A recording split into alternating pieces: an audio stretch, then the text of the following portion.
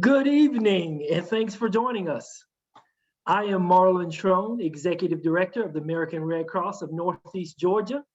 It is with great pleasure that I present an accomplished group of speakers to discuss sickle cell disease and its impact on communities throughout our state. Tonight, we are joined by faith-based leaders, civic organizations, and partners from all over the United States in our second edition of our series on sickle cell disease. These forums are created to provide information and drive advocacy within African American communities. You may not know this, but Dr. Charles Drew, the father of blood banking, was an African American surgeon and the first director of the American Red Cross Blood Bank. He's an important part of African American legacy, a renowned figure within the Red Cross, and an advocate who fought for racial equality within the nation's blood supply. Tonight's agenda includes Kay Wilkins, our Regional Chief Executive, Dr. Baya Lasky, Medical Director of the Red Cross, Bishop Harry Seawright, Chairman of the AME Church's International Health Commission, Dr. Rodney Averitt, Assistant Professor at University of Georgia, Gail Brooks, Principal Strategist at Black and Cross, and finally, Dr. Jason Payne. He's a pediatric hematologist and Assistant Professor of Pediatrics at Morehouse School of Medicine. So without further delay, I welcome Kay Wilkins. Thanks, Marlon. And thank every one of you for being with us tonight. Our community partners, our volunteers, our board members, civic leaders, and a special thanks to our faith-based leaders. You make it possible for us to deliver our life-saving programs and services to communities in need. I appreciate everyone making the time to join us this evening. And we're glad you're here because we're going to learn a little more about the American Red Cross and our Blood Saves Lives Sickle Cell Initiative and hear from our friends at Red Cross Blood Services. Before we move to our next presenter, I'd like to share a couple of things. The Red Cross is committed to ensuring that we have an adequate, diverse blood supply. Our goal as an organization is to triple the number of Black blood donors in the next 4 years. It's so important that the diversity of our blood donors matches our diverse community, and this is especially important for sickle cell patients who rely on diverse blood as medicine. Red Cross commitment to diversity and inclusion is critical to delivering our mission effectively. We aim to demonstrate that commitment through our workforce, through our culture and community, by building diverse partnerships. We continue to monitor the blood supply closely throughout the pandemic and have been providing COVID-19 antibody testing free of charge to all blood donors since June of last year to help empower blood donors with better insights into their own health history. It's individuals like you who make it possible for us to deliver our life-saving mission. Again, thank you for taking the time to tune in to this evening's event and to learn a little more about how you can join Red Cross and our mission around our Blood Saves Lives Sickle Cell Initiative and how you can help increase diversity in our blood supply. And now I'd like to introduce the next speaker, Dr. Baya Lasky. Dr. Lasky is our Director of Blood Services here at American Red Cross in Georgia. Dr. Lasky, take it away. Thanks so much, Kay, and thanks so much to everyone who's joining us tonight. Our team has been so looking forward to this evening. And so I just wanted to tell you a little bit about what the Red Cross does to support patients with sickle cell disease. I work very closely with our amazing team to raise awareness for this very important cause. And I also work very closely with our hospitals who are treating patients with sickle cell disease every day. So I have a window into both sides of this effort. And I'm grateful that we have this opportunity to engage with other members of our community in this very meaningful event. You will hear more later on from our guest speakers about sickle cell disease itself, but I wanted to give you a background on how the Red Cross is involved with caring for patients with sickle cell disease. Our role is more behind the scenes, so it may be something that people are not familiar with. So we are obviously involved in awareness and education, just as we are doing today. We are very actively engaged in raising awareness and educating the public exactly what sickle cell disease is, the serious nature of the disease, and how essential blood is in treating patients with sickle cell disease, and also how important particular blood donors are. We hold blood drives and we need sponsors to host those blood drives. We engage with community businesses, schools, and faith-based organizations such as we are tonight to engage with their employees, their students, their members to donate blood. And this has really been a particular challenge for us during COVID because so many doors have been closed. And blood collection is, in general, is an essential service and an absolutely critical part of healthcare. But we have seen patients with sickle cell disease particularly impacted by the constrained inventories, and particularly in this region. And very sadly, we see this contributing to worsening health inequities in the African American communities. And really, patients with sickle cell disease are not receiving the standard of care required to keep them healthy and free of the consequences of the disease. We engage in donor recruitment and retention. This is definitely about getting more donors in the door to roll up their sleeves and donate, but it really goes beyond that.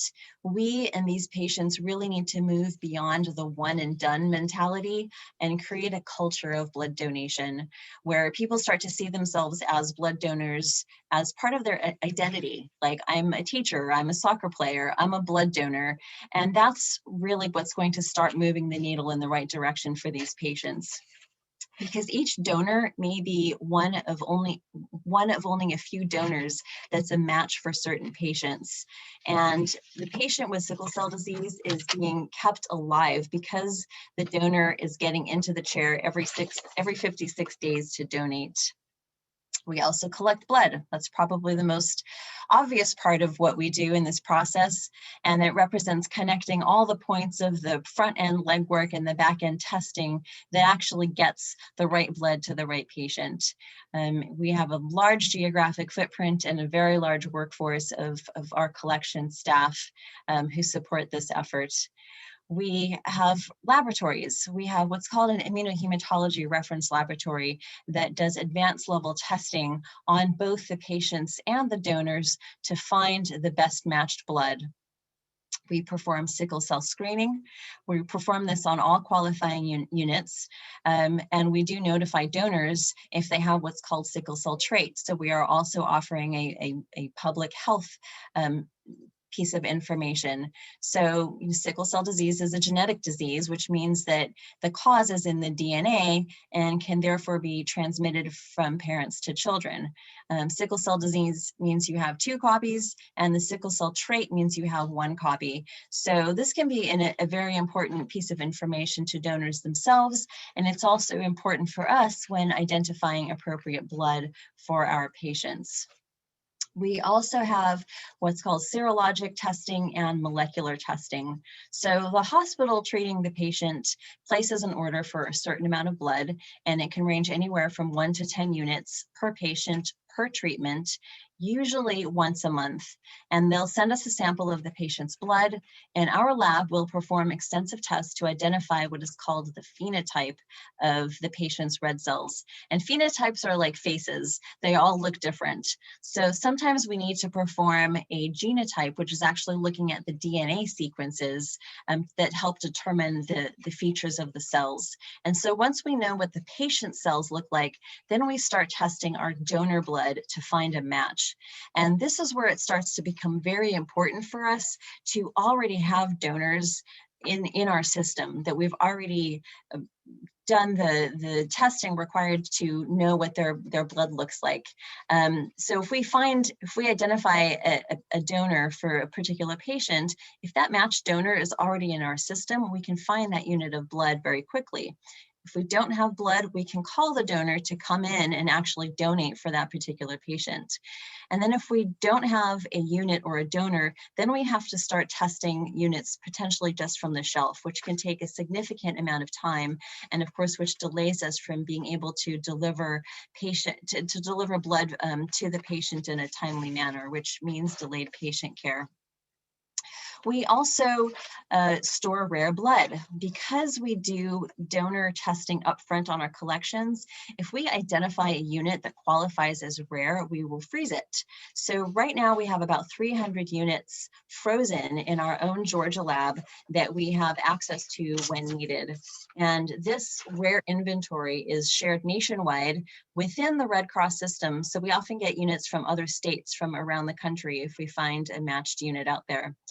We also partner with the American Rare Donor Program, which not only gives us access to other Red Cross facilities, but all blood collection facilities that also participate in the program.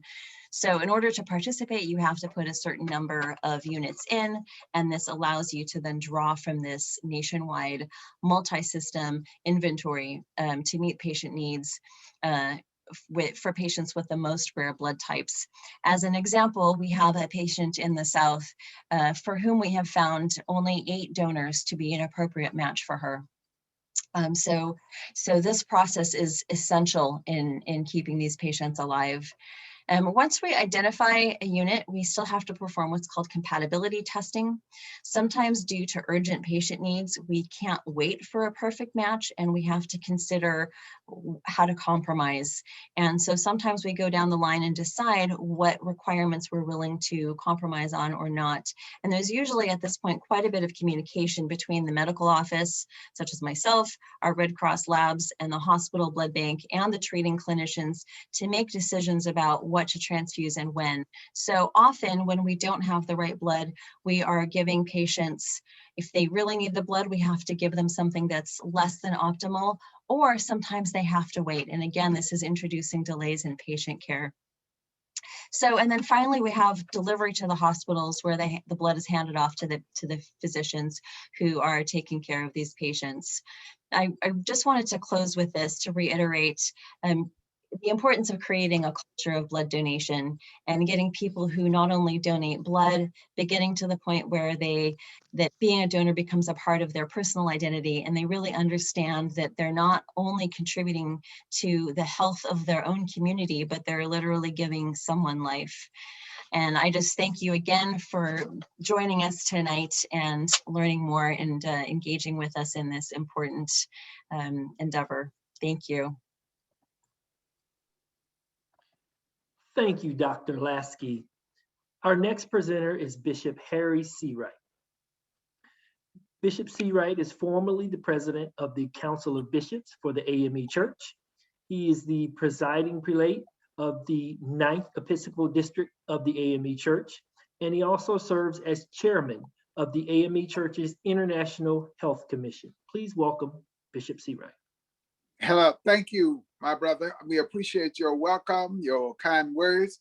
As we come this moment, we certainly want to take this opportunity to salute the Red Cross for all that you are doing.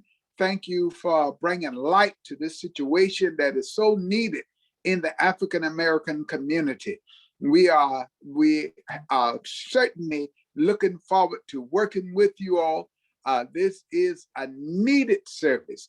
I am one that carries the sickle cell trait in my body as a child, and now has a grandchild who has sickle cell anemia symptoms. We thank God that they are mild symptoms, but we have not lifted this up in our community as we need to. And as president of the chairman of the International Health Commission for the African Methodist Episcopal Church, we are covering 2.5 million members worldwide. And so we are certainly looking forward to working with the Red Cross, and we want to applaud you. I want to applaud the sons of Allen of the state of Georgia, Mr. Brother Stan Smith, and I also want to salute their bishop, Bishop Reginald Jackson, my brother and my friend, my colleague, We want to thank you all for taking this step with the Red Cross and at least starting the talks that we feel that strongly need to be spread throughout the country, particularly the United States of America, and then we can go abroad. But thank you all so much for this privilege. We're looking forward to it. We are willing to do whatever we can to facilitate this work, that it will go forth, that our people, all people, but particularly our people, African Americans, will continue to receive the education and awareness that's needed.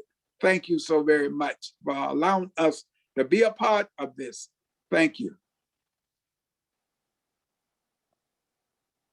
Thank you so much, Bishop Seawright, for those words of wisdom.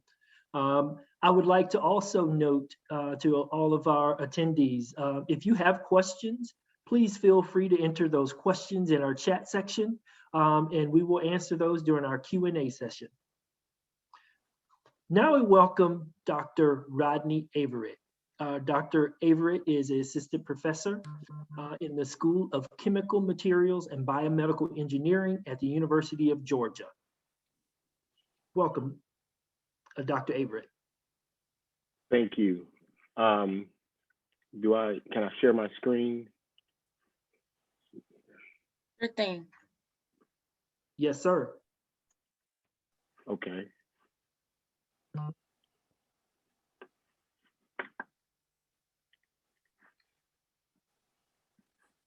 Okay, it's not allowing me.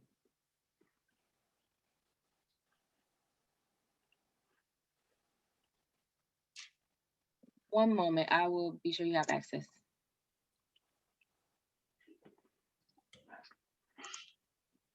Dr. Averitt, while we're waiting, why don't you tell us a little bit about yourself?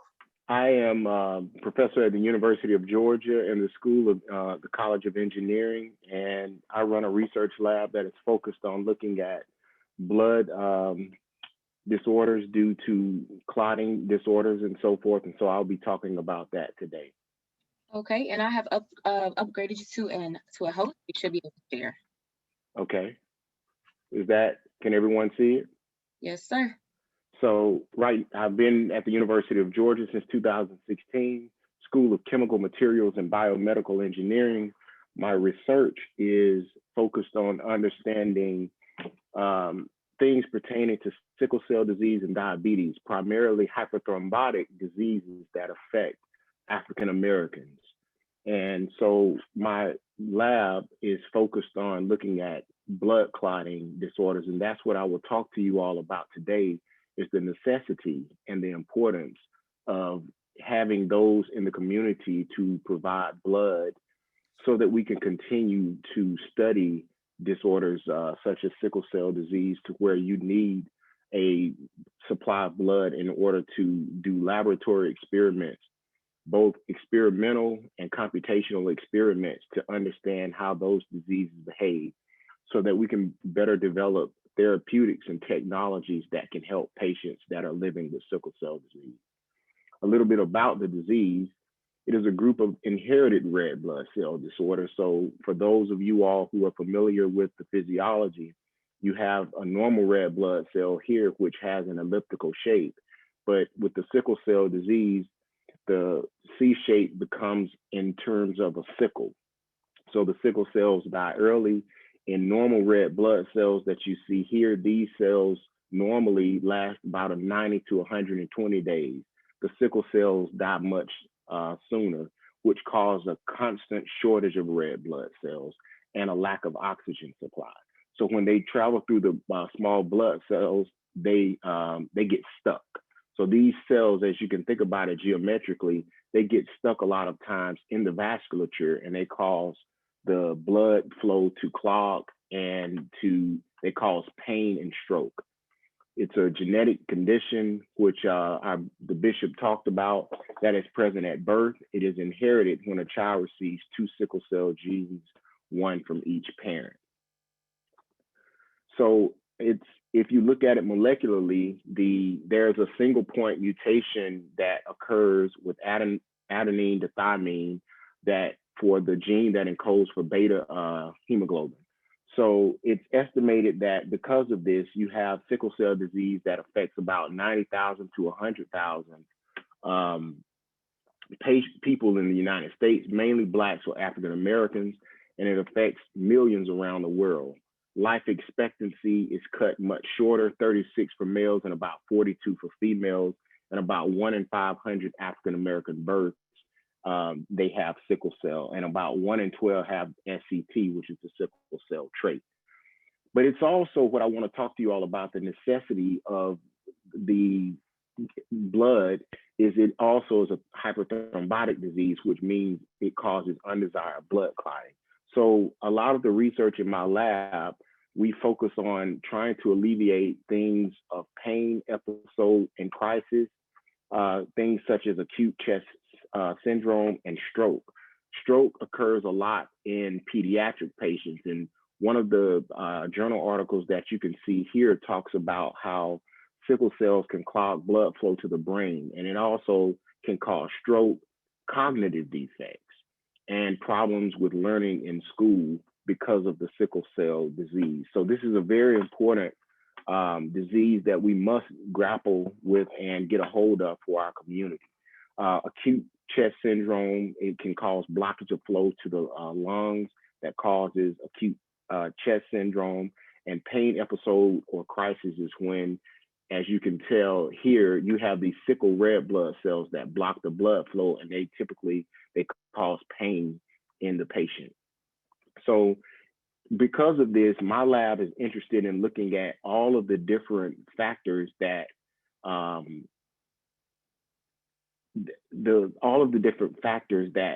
involve the pain, crisis, the stroke, and the other things that are from sickle cell disease, the other undesirable effects. And they all really are the result of the aberrant shape of the red blood cell. So in my lab, one of the main articles that we published is looking at blood clots from sickle cell disease patients.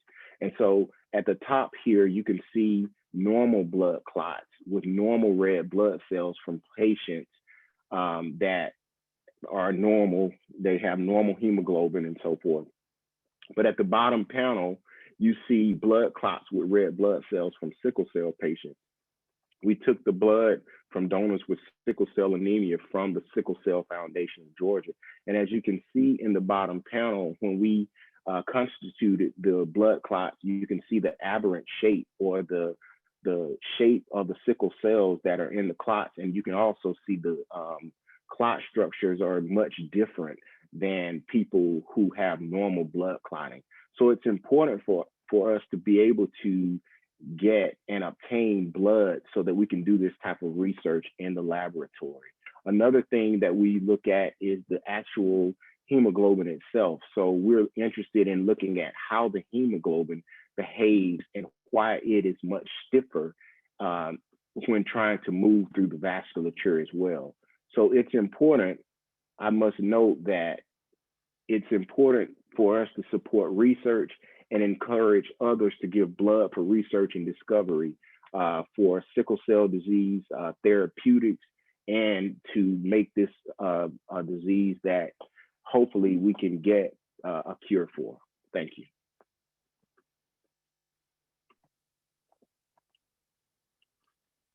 Thank you so much, Dr. Averitt, for your presentation. Now, our next panelist is Gail Brooks. She is the principal strategist at the Black and Cross in Atlanta, Georgia. Gail, come on and on the video and tell us, give us your presentation. Do I need to project? No, one moment. Okay. Grab it back and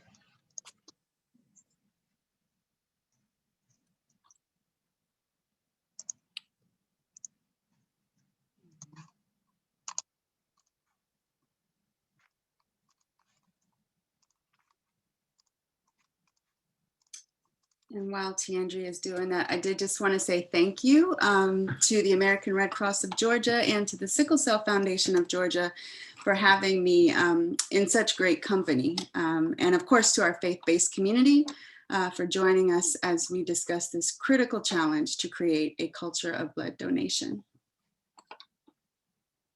My apologies, Marlon or Dr. Rodney Averitt, if you can make me a host from your end, please. I believe I passed over my host rights and it's not allowing me to share my screen anymore. So if you can pass the ball back to me, I'll be able to share. Thank you. Let me see. You hover over my screen, there's a link. You click that and click the options there. Ah, got it. Thank you. Technology is great.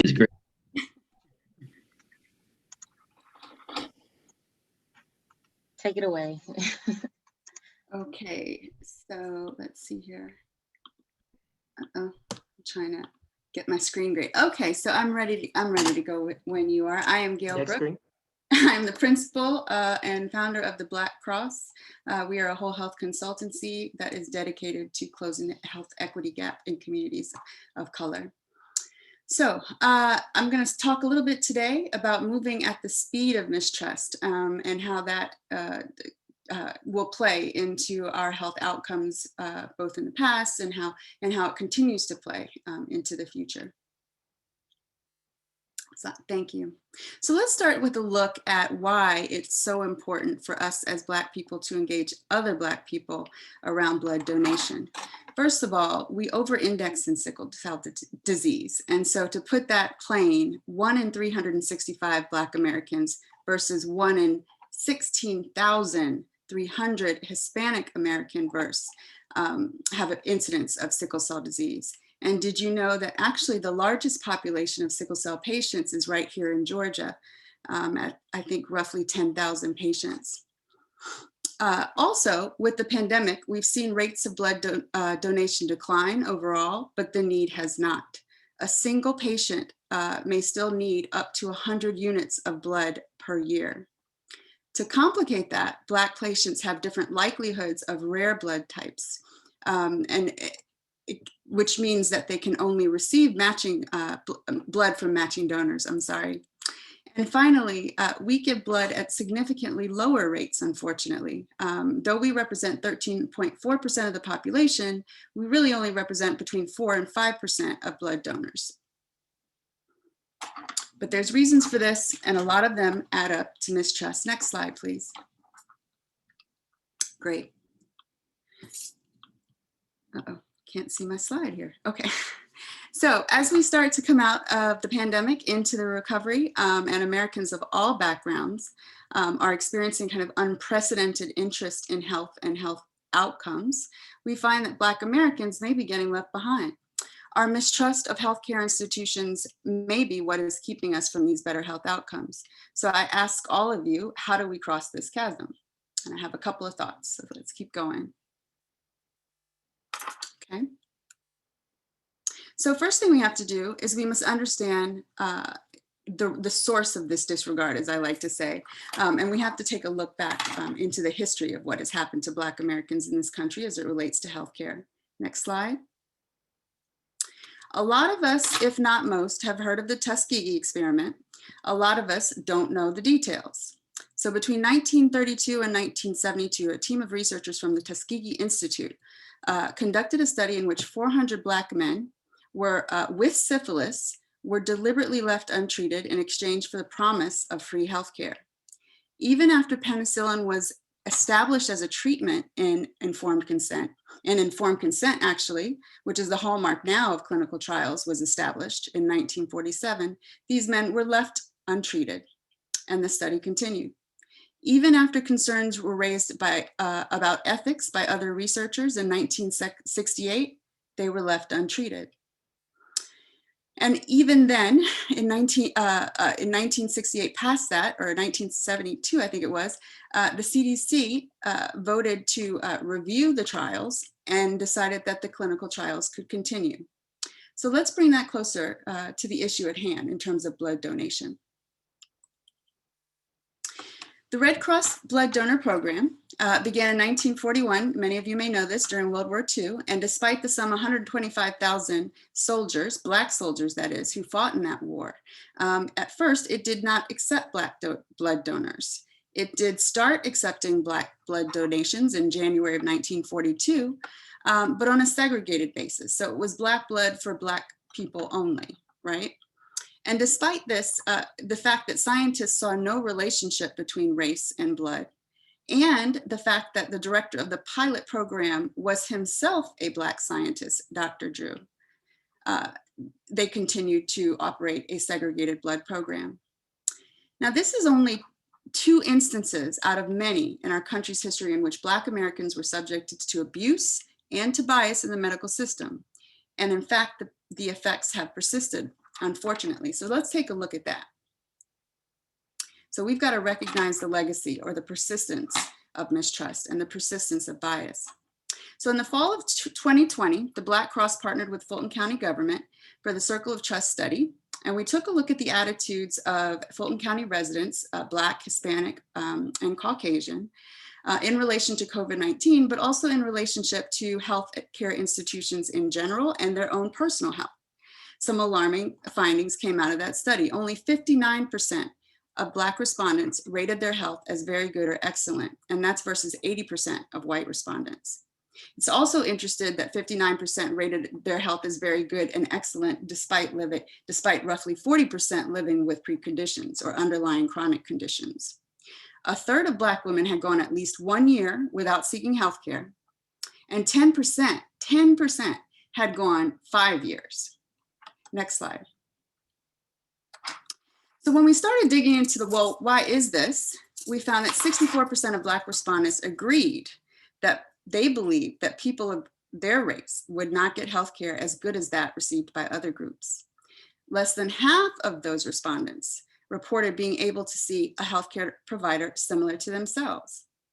And 40% of Black respondents reported delaying services due to these cultural concerns. So when we talk about creating a culture of blood donation, we really have to think about the culture of African Americans and the requirements that we have in terms of engaging with the healthcare profession.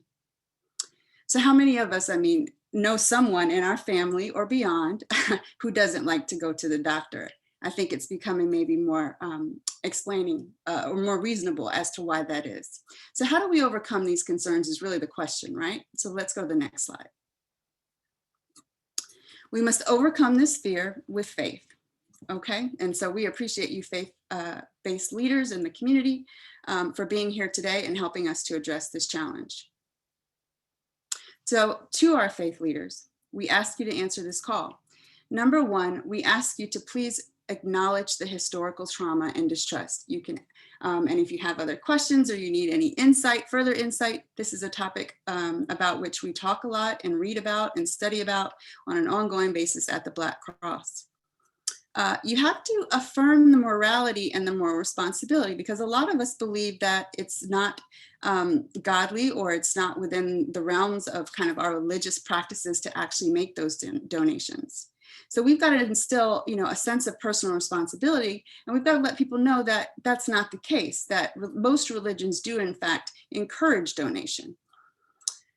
We've got to donate blood ourselves, and we've got to be visible and we've got to be vocal. There's so many channels to reach people these days, whether it be social media, whether it be one-on-one. We still have good old conversations, and now that we're coming out of the pandemic, a lot of us will be gathering in big numbers. And so let's talk about that. Let's talk about these numbers, and let's talk about how to get more of us engaged in blood donation. As trusted leaders of the community, we've got to establish partnerships with organizations like the Red Cross of Georgia and the Sickle Cell Foundation of Georgia. We've got to help these foundations to meet the community where they are, and we've got to host drives, just like they did testing events, just like they're doing now with vaccination drives. We've got to bring sickle cell to the community. We've got to make it accessible, and we've got to encourage people to donate by doing it ourselves. And then finally, if you can't host an actual drive. And we know a lot of us, are limited in time, energy, resources, a number of different things.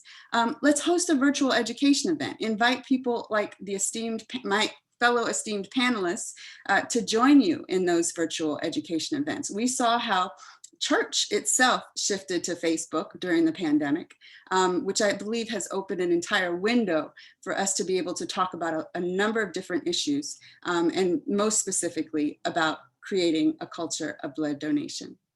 So with that, I don't know if we're taking questions at the end, but I appreciate the time. Thank you so much, Gail. We appreciate your words.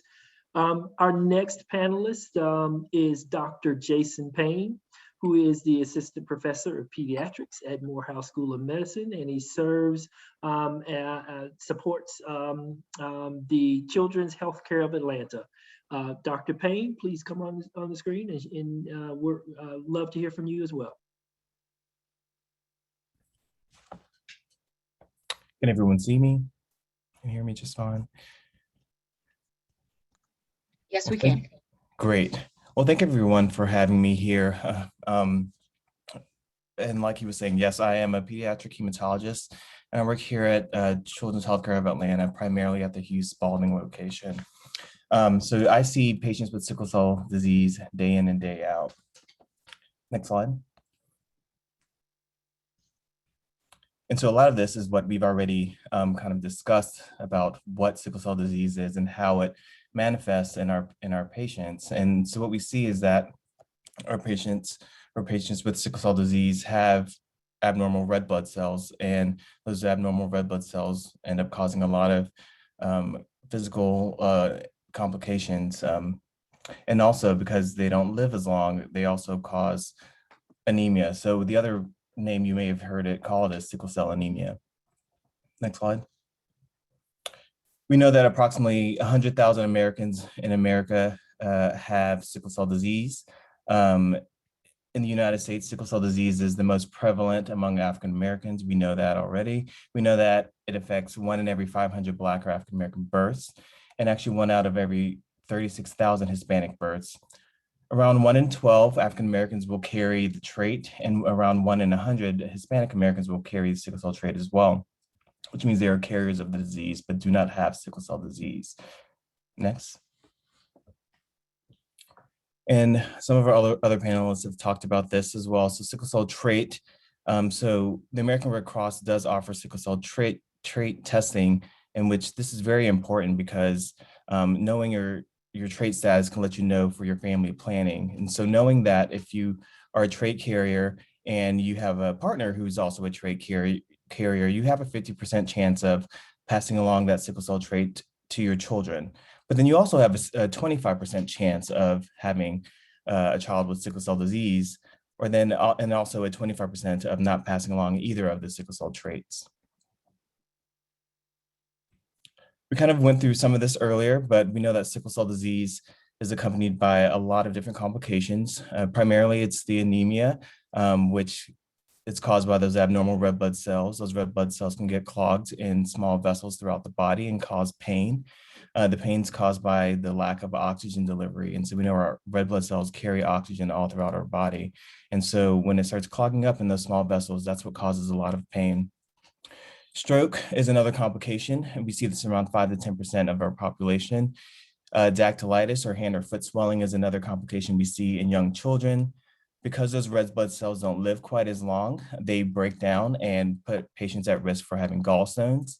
In males, they can cause painful erections called priapism. And then ultimately, because of the ongoing lack of oxygen in some of the tissues that's caused by what we call vasoocclusion or the clustering of those abnormal sickle cells, which cuts off the oxygen supply, it can lead to long-term damage in the lungs, the kidneys, and within the spleen. And the spleen is really important in our immune system. And so causing damage to the spleen can lead to increased infections. So all of our sickle cell patients are at risk for increased infections as well. A lot of our patients have poor growth and ultimately end up having delayed puberty as well. Next slide. So this is a map of what sickle cell disease looks like in the United States. And so granted, this map is actually from 2010, but what we do know is based primarily off of newborn screening programs. So any child that's born here in the United States, before going home from the hospital after delivery, they do a test. And this test tests for a lot of major diseases like cystic fibrosis, but it also tests for blood diseases like sickle cell disease. And with these tests, we come up to we found out that we have around anywhere from 1,700 to 2,000 babies each year that are identified as having sickle cell disease through these tests. But we also know that this number is actually an estimate because we don't have a national registry for all of our patients with sickle cell disease. So this is just a best guess based off of estimates of lifespan, newborn screening programs, and hospital data. Second, we know that newborn screening programs are actually it was first started back in the 70s, 1975 in New York, and the last state to have newborn screening was in New Hampshire in 2006. And so you can see that there is a lot of data that we have been lacking for several years and are trying to catch up on. Next slide. So what does sickle cell disease look like in Georgia? Here in Georgia, we can see that it affects anywhere up to around 7,200 individuals with in Georgia with sickle cell disease. Around 2,000 of these patients are seen here at Children's Healthcare of Atlanta. And you can see here our highest distribution of the patients are primarily in the Atlanta area. And but there's little clusters all throughout the state. Next slide. But despite all that we know about sickle cell disease, we only have 4 FDA-approved drugs to treat sickle cell complications. We have hydroxyurea, which has been around for decades. We have Indari, which is fairly newer. And then in 2019, we had 2 new drugs that were introduced to the market, Oxybrita and Adakveo. Beyond those 4 medicines, we have pain medicines to help treat our pain. We have antibiotics and antivirals to help treat infections. But ultimately, we end up using blood transfusions to treat our most severe complications, like the severe anemia or acute chest syndrome or pneumonia in patients with sickle cell, or patients who are at a higher risk for stroke. We actually put those patients on chronic transfusions, so they require frequent blood transfusions. And sometimes if patients have a lot of pain, we may even do a trial of blood transfusions to see if we can lower that amount of sickle cells in their body and prevent some of their pain that they're having. Next slide. So in the American Red Cross in 2020, nationally, we collected over 4 million units of blood. And in Georgia, we collected around 170,000, almost 171,000. And you can see here on the graph, the majority of our ages that are donating are in their 20s, 30s, and 40s, which are great age ranges. Next slide. And like this was alluded to earlier, although the national population has around 13% of African Americans, the amount of African Americans donating is much lower. We have in Georgia, well, nationally, we have around 4% of African Americans donating to our blood supply. But here in Georgia, we actually have a little bit more at 10%, but still it's lacking and beneath that goal of around 13%. And so this is just to show you how busy we are as a hospital system. We see over 8,000 clinic visits for patients a year. And then inpatient, we have over almost 1,700 admissions for patients with sickle cell. And in any fraction of those visits in the hospital, we can end up using blood. Next slide. And so for those patients that we have on chronic transfusion therapy, like to prevent stroke, we have a lot of, and this is just from a pediatric perspective, we have over 30 patients at our Eggleston location alone, around similar amounts at our Scottish Rite location, and around 15 or so, 15 or less at our Hugh Spalding location. And so we are using lots of units of blood. And so this was mentioned earlier that any one patient can use anywhere from 1 to 10 units of blood for a transfusion. Next slide. And at Children's Healthcare of Atlanta, we use anywhere from 5,000 to 7,000 units of blood a year just for patients with sickle cell disease. And generally, we would use anywhere from 1 to 2 units per patient for a simple transfusion, but for those patients that are requiring frequent transfusions or monthly transfusions, they do require many more units. And because they are exposed to many more units, they do have the potential of developing antibodies against some of the proteins that are on the red cell surface. And so this was mentioned earlier that it's important that we engage our communities of color, our Black population, so that we can get more Black donors into the donor pool, because these are the patients that need those types of blood, because we can only find those special red cell proteins, those unique proteins that they're only seen on African-American blood. So just in summary, we know that sickle cell disease affects more than 100,000 Americans. We have over 7,200 individuals in Georgia that are affected by sickle cell disease. And in Children's Healthcare of Atlanta, we have more than 2,000 children that are affected by sickle cell disease.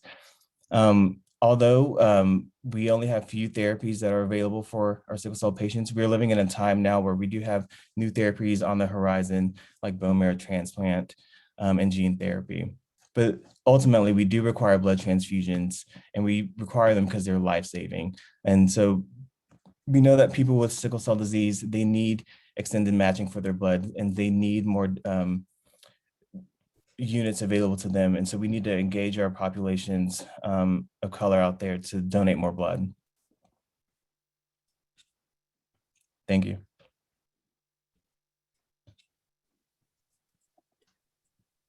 Thank you so much, Dr. Payne, for all of tonight's speakers.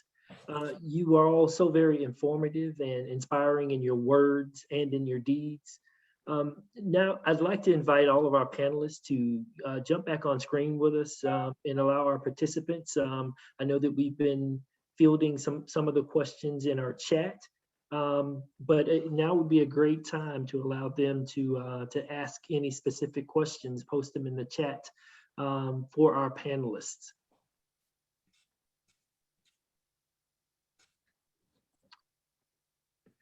I think I saw one question earlier for Dr. Payne.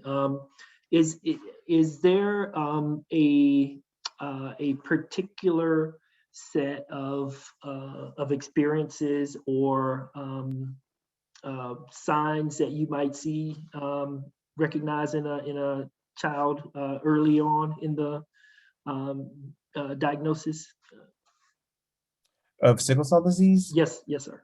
Yes.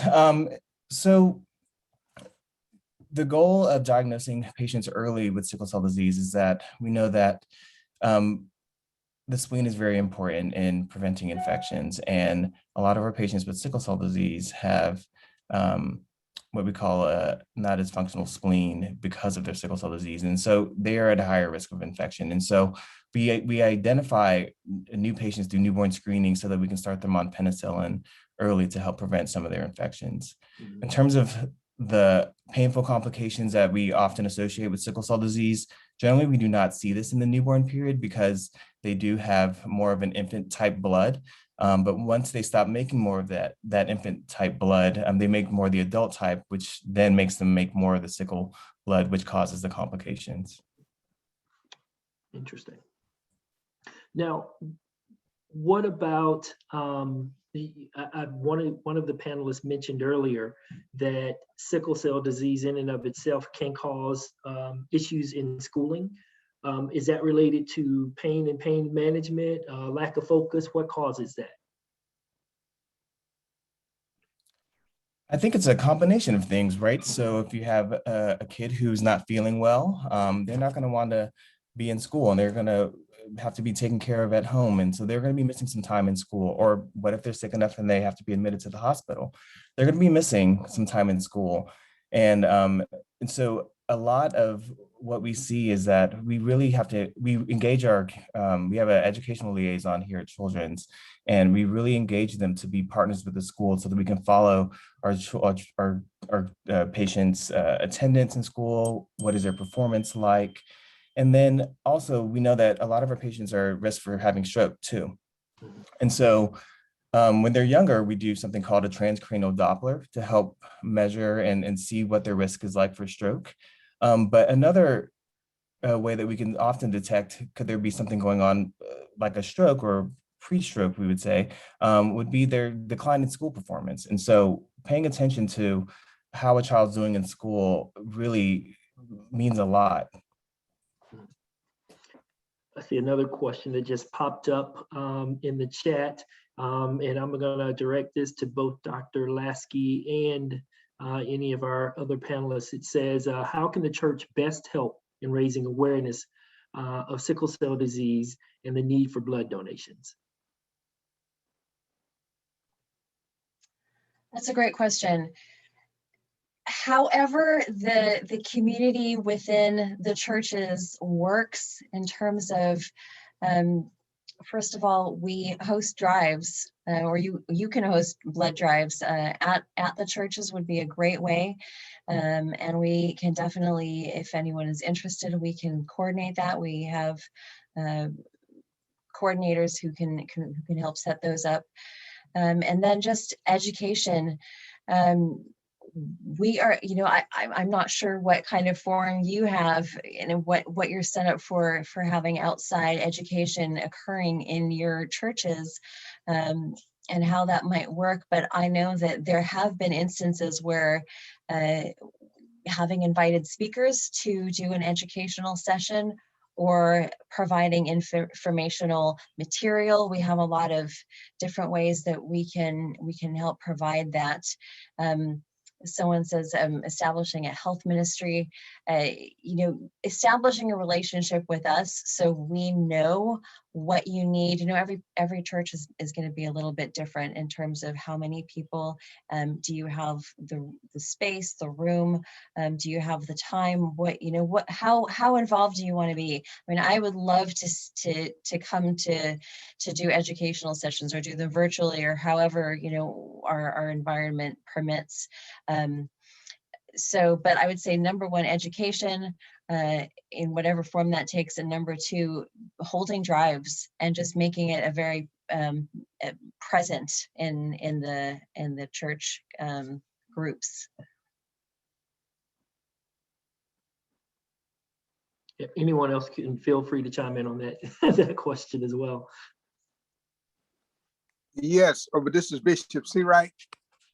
Yes, sir. I wholeheartedly agree with the suggestions. But having forums like this, that's why I want to really once again applaud the Red Cross in the 6th Episcopal District, the state of Georgia, having this kind of information. We have so many issues. We are dealing with heart disease, diabetes, Alzheimer's, and so many other issues. Until I believe personally that the sickle cell anemia has kind of gotten lost between all the other issues, particularly with we're dealing with hunger, we're dealing with voting rights and so forth. So I just want to thank you all for bringing this back to the forefront and giving us stats and information. And we're just going to have to continue to lift it up as one of the top priorities. Absolutely. I think I see another question. I'm not sure if it was answered. It was posted in the Q&A section, but I'm going to present it anyway, just in case. Does the Red Cross have educational materials available for posting in medical offices and/or churches? Absolutely. We have a variety of, whether it's printed material, websites. We have some great videos of personal stories of patients with sickle cell disease and their experience with the disease and with getting transfusions and how it helps them. So we have a variety, and we would be happy to provide those. And I would go ahead. Okay, I just wanted to jump in and really reiterate the power of social media that we have seen firsthand during this pandemic. You would be surprised, a little bit of everybody is on there, and there are so many sites online that provide, I'm sure, American Cross has these resources. Other organizations have resources, educational materials and assets, social assets that you can post on your church's Facebook page or your personal Facebook page. And you'd be surprised how much sharing goes on after that. And so I just really wanted to reiterate that to not overlook the power of that forum. Mm-hmm. And I also see posted in our chat room that the Sickle Cell Foundation of Georgia, we'd be remiss if we did not mention that, they also have lots of materials that are available as well. And they are a valued partner with us in this effort. So I also want to just reiterate the fact that following the meeting, everyone who has participated, everyone who, whether you're a presenter or just an attendee, we're going to be sending out post-meeting information, sort of Q&A factoids, how to connect with all of our panelists here tonight, how to set up and schedule blood drives, or even have any of our panelists present and support you at your respective event within your communities. We are blessed to have each and every one of these people on tonight and sharing their experiences and their knowledge with us. In closing, I want to make sure that we thank our faith-based leaders and our partners who are here tonight. I've heard mention of AME Church. We've got National Baptist. We've got an array of leaders from the faith-based community, and this would not have been possible this evening without your support and your participation. I hope that everyone who has logged on tonight has gained some additional knowledge, and if nothing more, you have gained the idea and the concept that you have the power to save lives in your community. Now, I want to invite our friend and partner, Bishop Seawright, to close out our event tonight with a few closing words and a request to everyone participating tonight. Okay, thank you. Once again, we want to thank you for your leadership and for all the presenters tonight. We have learned, let me just say, I have learned a lot, and I want to thank you for giving us this platform to highlight this disease, this sickness. As we also, let me give thanks to the International Health Commission, Dr. Marion Burnett and Sister Reverend Natalie Mitchum. Dr. Marion Burnett is the director of our medical, she is the medical director, and of course, Sister Natalie Mitchum is the administrator. We want to thank them and their team. We have a wonderful committee on the Health Commission who have also done workshops and has supported the sickle cell anemia process. And also, I just want to ask that we lift up blood drives and that we work up collaborations that we can get the word out. I spent 38 years in the Washington, D.C. area, and we were blessed to have the sickle cell anemia building on Howard University campus. And that was my first time hearing, even seeing another building of that nature. And so we have to continue to educate, and we have to continue to bring sickle cell anemia to the forefront. And once again, I can't say enough how we applaud Mr. Fallon and others from the Red Cross, all of you tonight, and the professors, the doctors, all of you who all are out there on the front line. We want to applaud you and ask you to please keep on going forth. And to all of the other faith leaders, we do appreciate what you're doing, because it's not up there with a lot of other diseases such as our communities are faced with, does not make it any less important. So please, let us continue to work together. Let's sound the alarm. Let's encourage people to do blood drives. Let's encourage people to get educated. Let's, yes, the suggestion of using the social media and all of the things that's available at our fingertips. Let us keep on spreading that word, and let's, for God's sake, continue to pray for those who are suffering from sickle cell anemia, and those who are in crisis mode, those who are in remission. We just continue to lift you up daily, and we just pray that God will just continue to send the ultimate healing that is needed. Thank you again for allowing us to be a part of this panel, and we are most appreciative. Thank everybody. Once again, Bishop Jackson, the sons of Allen, thank all of you all for what you're doing, and I certainly going to make it my business.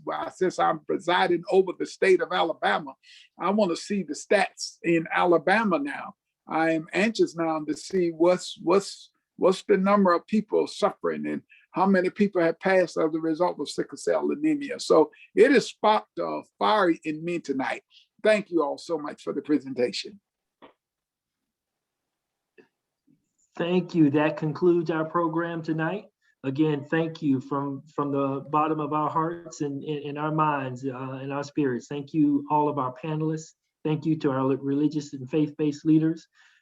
We look forward to revisiting you in the upcoming days, weeks, and months. Look forward to sending out additional information to you as a follow-up.